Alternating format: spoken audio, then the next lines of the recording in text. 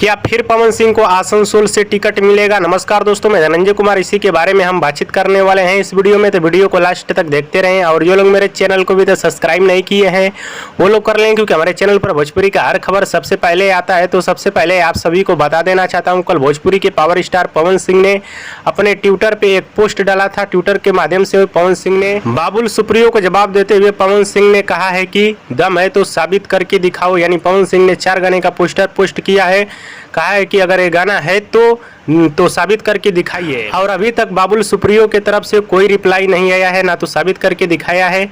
जैसे ही कोई रिप्लाई आता है बाबुल सुप्रियो की तरफ से तो मैं आप सभी को अलग से वीडियो बनाकर बता दूंगा। लेकिन कल का जो पवन सिंह का पोस्ट आया है, इस पोस्ट से साफ साफ संकेत ये मिल रहा है कि पवन सिंह फिर आसनसोल से ही चुनाव लड़ सकते हैं। जी हाँ दोस्तों, ऐसा ही लग रहा है, पवन सिंह आसनसोल से ही चुनाव लड़ सकते हैं, क्योंकि पवन सिंह को कोई ज़रूरत नहीं था आवाज़ उठाने का, लेकिन कल पवन सिंह ने फिर से आवाज़ उठा दिया है।